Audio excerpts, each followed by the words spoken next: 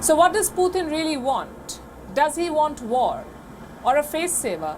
What kind of concessions is the Russian president looking for? I spoke to two individuals who have been following this affair closely, who have a close understanding of how the Russian president thinks and operates.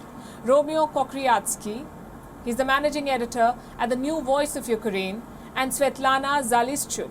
She's a former foreign policy advisor to Ukraine's prime minister. Here's what they told me earlier today. Romeo, yesterday we saw a meeting between Vladimir Putin and Emmanuel Macron, and then they held a press conference subsequently. Would you call this meeting a success? It's hard to say exactly what the success of that meeting would look like in the first place. Obviously, the threat of a further Russian invasion has not gone anywhere. Putin was also allowed to continue issuing Kremlin propaganda lines without Macron pushing back, such as the idea that Ukraine is pushing forward a genocide and that Ukraine is planning provocations. Obviously, this is all untrue. But he did manage to say that with Macron standing in the background. So if anything, it maybe counted as a success for Russian propaganda. But Macron was not able to, I think, do anything substantial to really de-escalate the current situation.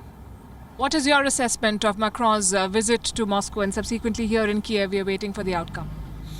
For me, success would be defined as joint efforts of the international community, not just to de-escalate the situation around Ukraine, but also to make sure that Putin doesn't have any leverage over Ukraine, over EU, over transatlantic community to impose its own conditions about global order, right? And yesterday we've heard that there was a conversation about this Finlandization, right, of Ukraine, and I think that this policy is just unacceptable and not realistic. Because if you look at the opinion polls here in Ukraine, majority of Ukrainians support a strategic course to European Union and to NATO, and it's up to any international leader to tell Ukrainians what their choice should be. We've seen other world leaders visit Kiev, but they came as allies of Ukraine.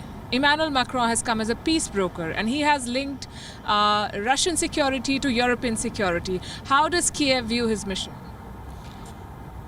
Macron is part of the Normandy 4 format. So France has played kind of a key role in trying to regulate this conflict that Russia started in our western territories, or in our eastern territories, rather.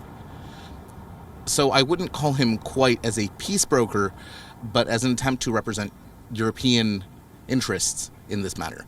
What specific concessions would you say Vladimir Putin wants from the Europeans and from NATO? I know he has spelled out key demands which have been rejected repeatedly, but what specifically is he asking for when we talk about creating a sort of a security apparatus which is acceptable to both sides? Well, I think that there are things what he say and there are things that he does, and these are different things, really, right? Because what Putin has said, we has never annexed Crimea, we are not in Donbass, we has never shot MH17, this the airplane that Russians has shot over the Donbass, and so on. They keep on saying that it's not us, right? Same with Georgia in 2008 when they annexed and invaded Georgian territory. So we see a consistent, aggressive policy and aggression of Russia, not just, by the way, against Ukraine or Georgia, its immediate neighbors, but also against many democratic countries. You name it. It's disinformation, propaganda, interference in national elections, right?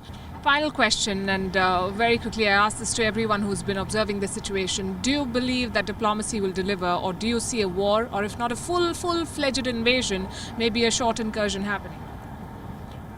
I think the hope is always that democracy or diplomacy will prevail.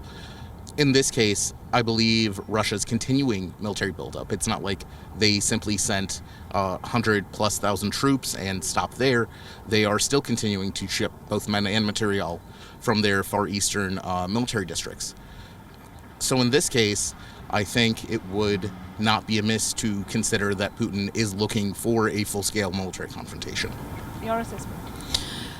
Well, Putin already used its army in 2008, in 2014 against Crimea and Donbass, so a further military invasion is not out of picture for sure. But it's up to us, Ukraine, but also the international community, including India, to make sure that there is no third world war, in the heart of Europe. And we should make everything possible to show that there is a very high price for Putin to move forward with its military aggression. Romeo and Svitlana, thank you very much for sharing your thoughts Thank you with for having us. WION is now available in your country. Download the app now and get all the news on the move.